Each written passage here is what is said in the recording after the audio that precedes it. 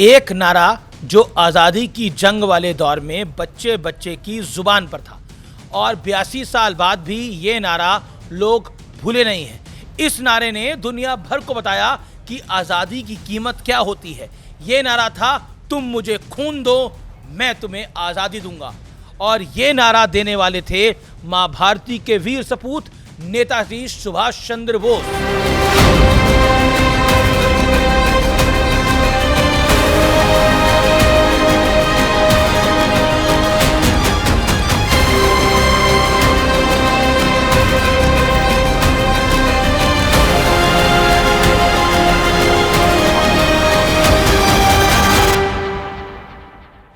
नमस्कार व्यूअर्स, मैं हूं अमीश देवगन। सत्य और तथ्य में आज बात करूंगा इतिहास में हुए छल की। और इस छल की बात क्यों करनी चाहिए, ये बात कल की है, यानी थोड़ी पुरानी है, लेकिन ये आज क्यों बहुत महत्वपूर्ण है ये भी बताऊंगा। क्योंकि आज़ादी की जंग दो मोर्चों पर लड़ी गई।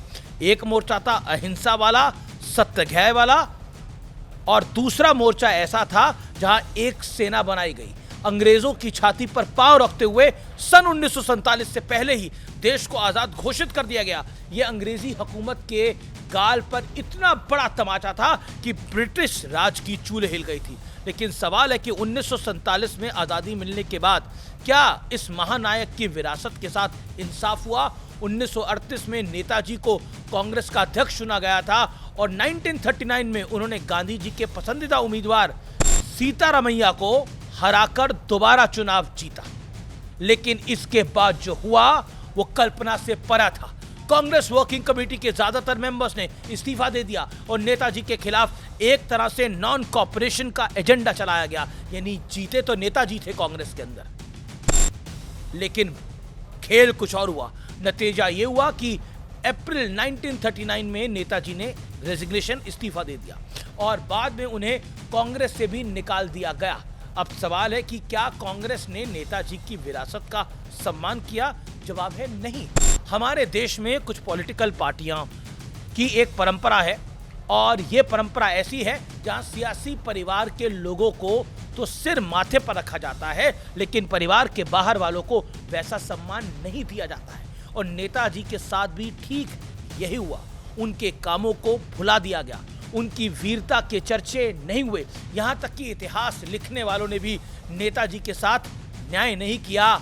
इन सब का नतीजा ये हुआ कि नेताजी की शहादत आज भी एक रहस्य बनी हुई है।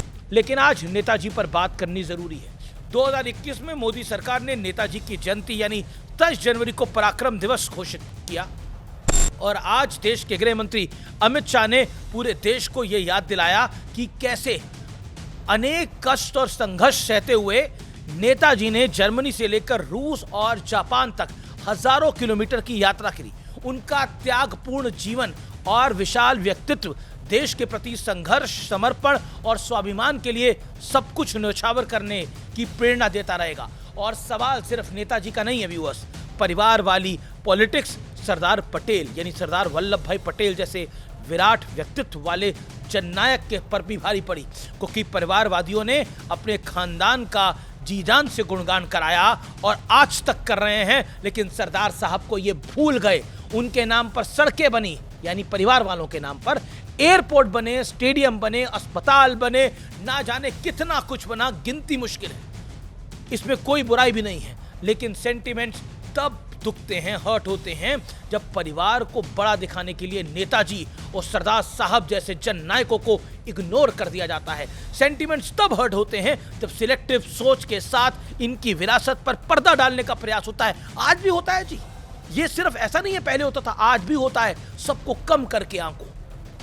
अगर नरेंद्र मोदी पहले गरीब माँ का बच्चा था या फिर एक हम्बल बैकग्राउंड से आया था, तो आज भी मल्लिकार्जुन खड़गे ने बोला है, हमने कौन सी चाय में केतली बेचते थे, कौन सी केतली में चाय बेचते थे, ये तक बोला जाता है इस देश के अंदर। ये जो मैं बताना नहीं चाहता, आज हम जब इसमें संवाद कर रहे हैं तो मुझे मोरारजी देसाई भी याद आ जाते हैं।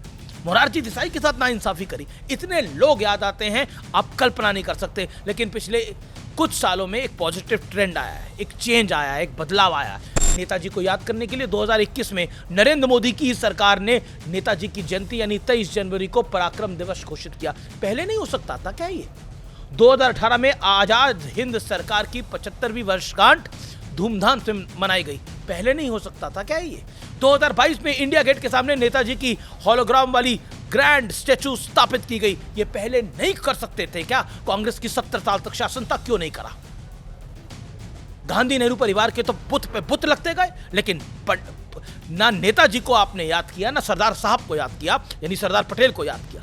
इसके अलावा नेताजी से जुड़ी कई गोपनीय फाइलों और दस्तावेजों को सार्वजनिक किया गया ताकि देश को और दुनिया को उनके त्याग और बलिदान के बारे में पता लग सके, उनके पराक्रम को, उनके बलिदान को समझ पाए आज की यंग जनरेशन, जेन जी। इसलिए याद रखिए, जो देश अपना इतिहास याद नहीं रखता उसे खुद इतिहास बनते देर नहीं लगती। ये देश हमारा है और ये देश हमारा है, इसलिए हमें अपने वीरों को याद रखना पड़ेगा।